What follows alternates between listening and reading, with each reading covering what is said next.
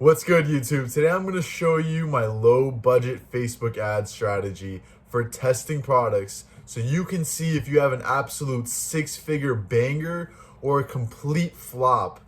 And I'm going to show you how to use your dollar wisely and effectively. Check it out in this vid. Alright guys, so we all need to start somewhere, and that means that your initial budget might not be too large. That's okay. I'm going to show you guys how to make the best use of it so that you can use the bulk of your budget on Facebook ads, which is meant for testing your products. It's okay if you have a small budget. I started off with only a few $100s, I think about $450, and I made it go a long way. I now make about $6,000 a day net profit across 3 successful stores. So I know a thing or two about advertisement. I spend a lot of money on it daily. So I'm going to show you guys how to effectively use your budget to test products and begin to scale them. Check it out. All right, guys. So first off, please drop a like if you can. It helps me immensely. I just started my channel and I'm trying to give you guys value every single day. So of course, it takes a lot of work to do so. Now I've made you guys an entire PowerPoint presentation so that you guys can review this and pause the video when you need to really take it in and take notes yourself so you can be successful with the testing strategy that I recommend.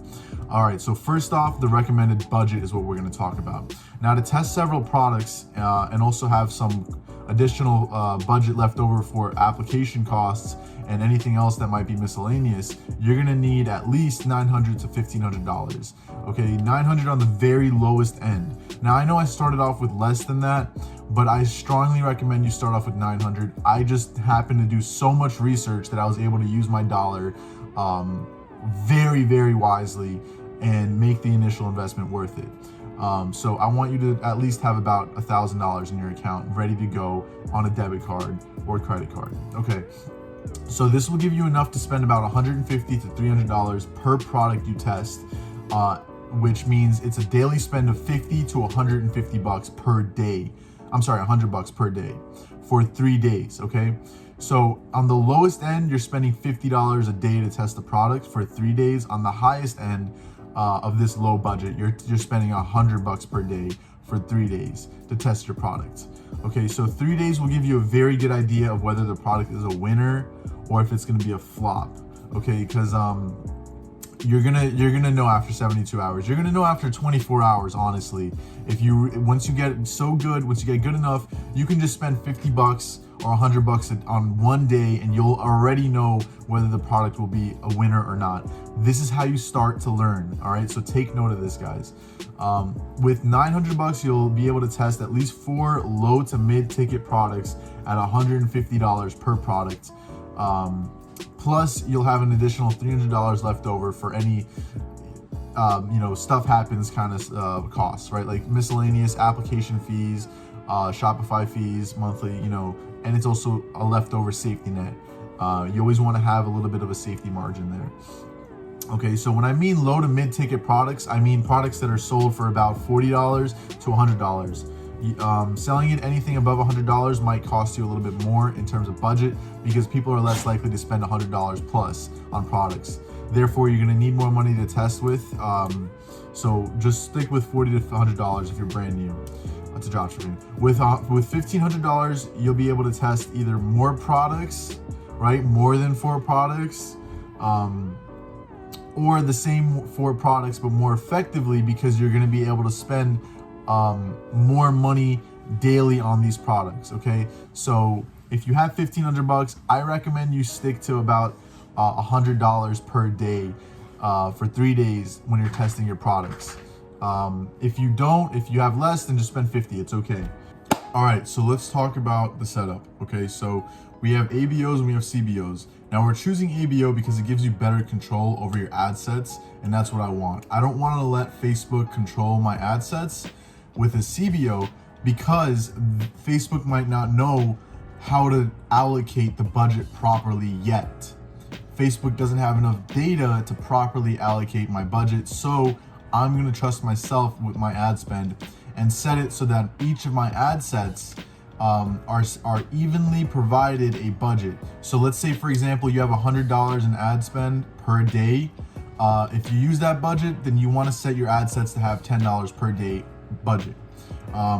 You want to use 7 to 10 ad sets with the same budget for each ad set. That's what I just said.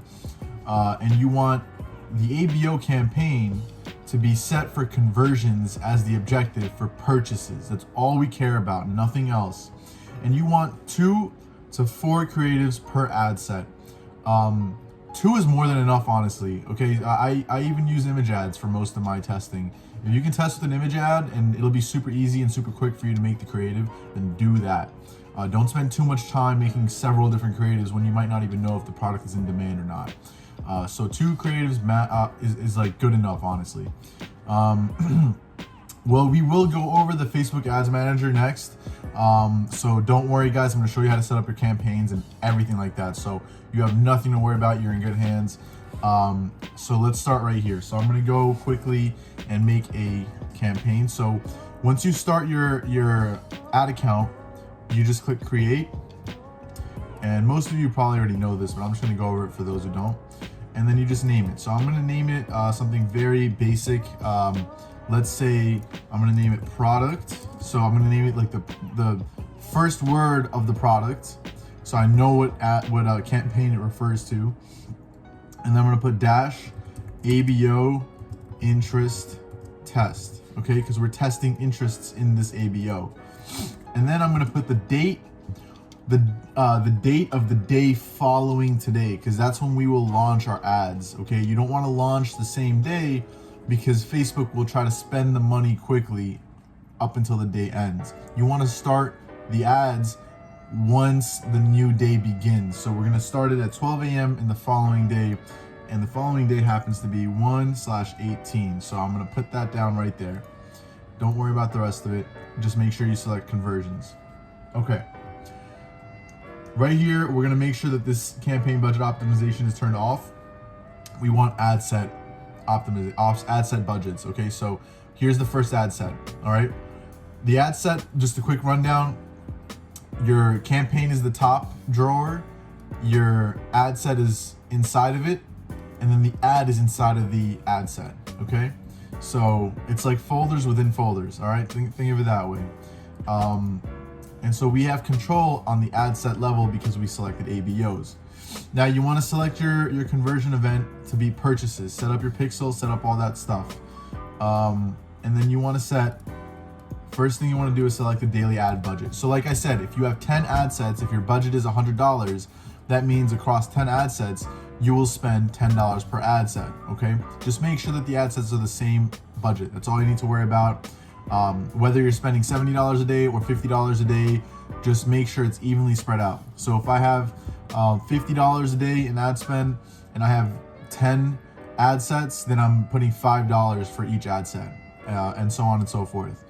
I suggest starting with at least 7 ad sets so you can test a wide variety of interests. Okay, so we're gonna assume that our budget is $100, which is the recommended. So we have $10 per ad set. Okay, and then I'm gonna set the day to be the following. Then I'm gonna set it to 12. So it's gonna be 00 a.m. Ignore all this. Scroll down. Location. Okay, so for location, you can only select the US. It's up to you. But I like to start with giving Facebook a big variety. So let's say we're doing the big 5. All right. So that's United States, Australia, United Kingdom, Canada, and New Zealand. I can't type today. New Zealand, okay. All right, everything else you're gonna leave alone. Everything but one thing, actually. Detailed targeting expansion, you wanna turn that off because you wanna focus on a specific interest so you can tell exactly which interest is doing well. Now, everything else you're leaving except this, you're toggling it off and you're selecting an interest for your ad set, okay? So let's say your product is the posture corrector, or let's just say it's a gift product, okay? So you're looking at relationships. So I'm gonna type in, let's say engaged. I want people who are engaged, as in like engaged, married, you know? So that's a good amount because it's 31 million. It's between 1 and 100 million audience. That's what we want to go for. You want to leave age alone, you want to leave gender alone, you want to leave placements on automatic. Don't touch anything. Leave this alone as well, the conversion window. These will all be very minor adjustments that Facebook can actually discover and realize very quickly what the target demographic is. For example, if your product, even if it is an only male product that only males will buy, for example, gifts for females, then Facebook will immediately discover that and only target like 99% males. So Facebook's very smart with that regard. But again, I like to have control over my ad sets. That's why I don't give it to the CBOs. Now for the title, I like to do this. So simply just the interest. So the interest is engaged, and then dash. You could just leave it at that, but I also like to put down like what day I started my ad set, because I tend to add new ad sets as I'm scaling, so I can discover new interests that are doing well. So that's why I put down the date, because I want to see when I've created the interest to be able to determine whether it's doing good or not. Next up, you want to do your ad. Your ad can be, you know, whatever you want, an image ad or not, like a video ad. You could set this up. The only thing I'm going to tell you is you want to put down a proper website URL. Of course, this is going to be your landing page, which is your product page. Do not send them to the home page or the collection page or anything else like that. Display link, do not deviate the display link from your website. If your website is pursuitofhappiness.com/product, that's your landing page, then you want your display URL to simply be pursuitofhappiness.com. Don't misspell it, because Facebook will stop your ad just because the display link is misspelled. They think that you're trying to fish them to a different website, a different URL. Call to action, just select shop now, don't make it complicated. And then you're golden, you're Gucci, like that's it for this. So all you have to do is duplicate this, let's say 9 more times, right? And then all you do is you go within each and you change the interest. You change the interest right here. So from engaged, you can simply select suggestions and you have a bunch of new really good interests. So I'll tell you what are working. In a relationship is a very good interest, okay? Even though it's a little bit higher than 100 million, it'll come to be lower because of the targeting, which is only in US, like these 5 countries, right? So, and then get rid of the old one and then simply change this to in a relationship. Done. Okay, so then move on to the next one and do that for every single ad set until you have 10 interests. Okay, once you're done, that's it. You're good to go. You click publish and it'll launch the following day, and you'll start collecting very important data for you to move on. So let's get to the next point. Okay, so we talked about the setup, and that's pretty much what it is, collecting data, right? So you're testing 3 variables. In the meantime, you're collecting data. You're first testing which interest is a winner, because you have 10 ad sets, each testing a unique interest. That's one variable that you're testing. And so you want to see which interests are going to do very well for that product, so you can scale those while you collect data. So the point of it running for 3 days is to determine which interests are going to be good and which interests are going to be bad. After 3 days, you can keep testing new interests to keep throwing into the pile of demographics you're going to be targeting.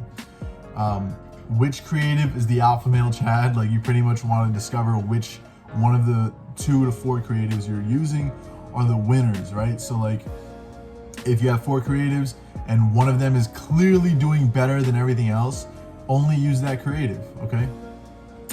Just because you want to keep pushing the highest ROAS, and if that creative is providing the most money, why would you use the other ones, you know? And of course, the main objective is to determine whether the product has potential or not. So once you discover that, you'll have a few interests that are winning. You can use those to scale the product, and you also have a creative that's doing really well. You can use to scale. Metrics to look out for on day 1. This is really important. Keep a close eye on these next few slides.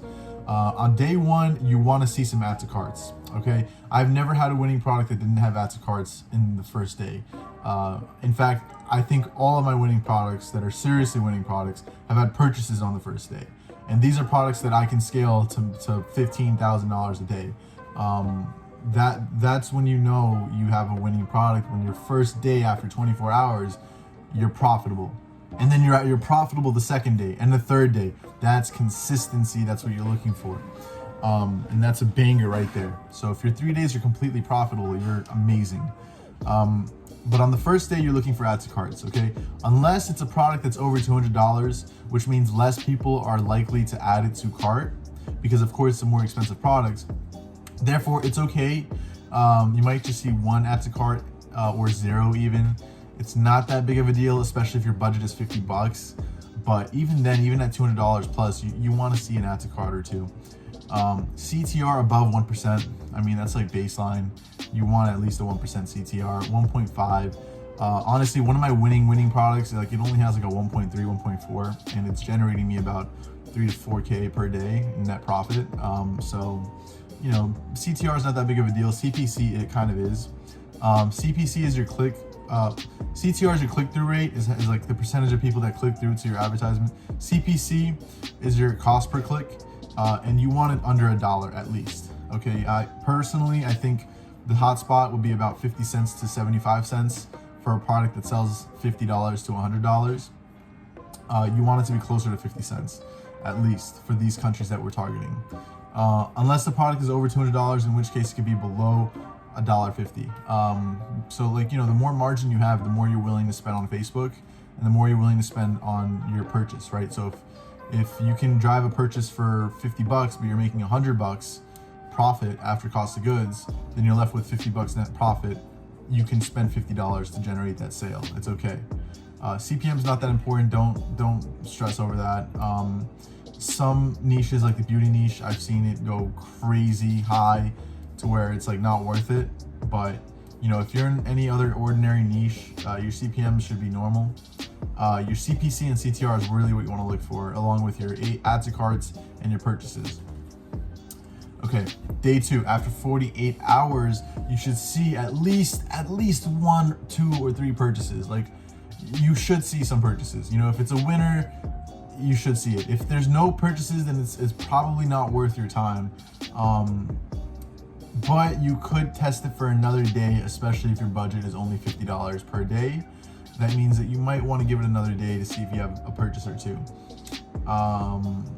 Because it could turn around in one day, you know, give it another day if you're spending a low budget. Personally, if I don't see it in 2 days, I'm out. You know, it's not worth my time. You know, I could make money with it. I could turn it into a profitable business, but why would I spend all my time and effort into it when I can make way more money with less effort? You know, it's just about testing, and it's about testing quickly. CPC and CTR should be relatively the same, if not improving from the previous day. At this point, you should be able to see which ads, otherwise known as creatives, are performing the best, right? So you can take a look at their collective data. So if you have creative number 1, you look at all creative number 1s and you combine the purchases together, and you see which creative is doing the best, right? Yeah, so you want to determine this by mostly CTR and CPC. It's a little too early for seeing which creative has the best ROAS or not. So after 72 hours, you might be able to see that. 72 hours. Okay, so first let's go over what your break-even ROAS is, okay? If you don't know about this, break-even ROAS is break-even return on ad spend, okay? Return on ad spend is godly. That's what you're looking for. That is the best performance indicator in the world. It's essentially, you put $1 in, and it tells you how much you're gonna get back, right? So that's the most important thing about spending on advertisement, right? You want to make sure your investment is worthwhile. So after so to calculate it, you're basically just taking your sales price and you're dividing it by your profit, okay? For example, if you sell a $50 profit product and your cost of the goods plus the shipping is $15, you're left with $35 profit, okay? So you can spend up until $35 in order to generate a sale before it starts losing you money. If you spend $36 to generate one sale, now you're in the negative. But at $35, you're at break even, right? That's why we take the cost of the product that you're selling it, the retail price of the product you're selling it for, divided by the profit of the product. And that'll give you your break even ROAS that you want to look at when you're checking out your Facebook. After 72 hours, you should have at least 30% profitable ad sets, aka above break-even ROAS. All right, you're in decent shape in this case, but the product might not be like a crazy winner.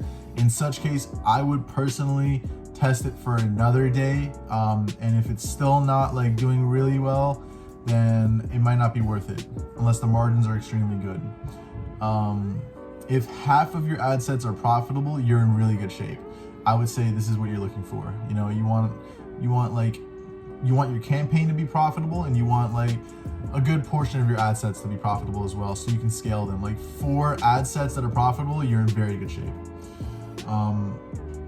Let's see. Yeah, if your entire campaign is profitable, plus you have most of your ad sets that are profitable, like 6 or 7 of them, you found a banger. Like you're smooth sailing at this point.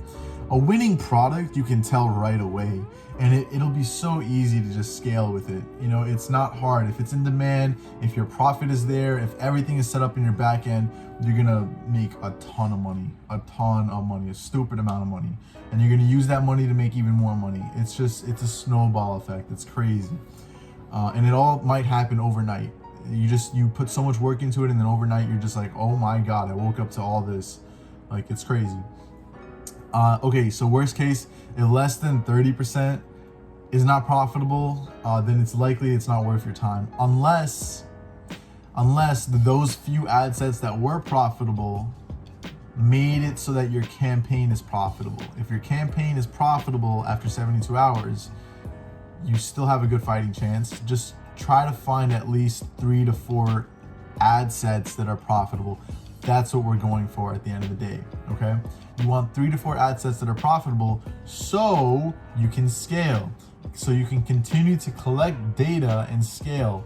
Now we're briefly gonna go over this because this is a whole nother video and I don't wanna go too much, but basically you duplicate your winning ad sets, at least 3 of them to 5, and you put them into a CBO campaign this time. This time you let Facebook do all the heavy lifting, and you set it so the budget is $100 per day at least, and you let it run for 48 hours. Do not touch it, okay? Do not touch this campaign. Just let it do its thing for 48 hours. It might suck in the first day, and the second day it might realize, all right, here's the audience we're going for, and it starts killing it. If you have a winning creative, only use that creative, but duplicate it so that you have 2 of them in each ad set, okay? That's important as well, because Facebook might allocate one creative into a certain demographic, which might not be good, but the other one might be allocated to a good demographic. Just do it. It's a little bit more complicated than I'm saying, but we'll go into it later. Scaling your interests. After 2 days, if the campaign is not profitable, go back to your original campaign, the ABO, and test new interests daily. You want 2 new ad sets / interests per day. You want to keep finding new interests that are doing good. All right, so you can scale this way. You can determine which demographics are really killing it. You should have a good idea of what your market base is, who your consumer is at this point. And at the same time, you want to kill poor performing ad sets after 72 hours, right? You want, even after 48 hours, if you see that you have really high CPCs, like $1.5, $1.6 dollars per click, then just kill it. Just turn off the ad set. That's the beauty of ABOs over CBOs. So when you kill the ad sets, you're not ruining the whole campaign like you would with a CBO. In an ABO, if you kill the ad set, you're just getting rid of that ad set. It's not a big deal.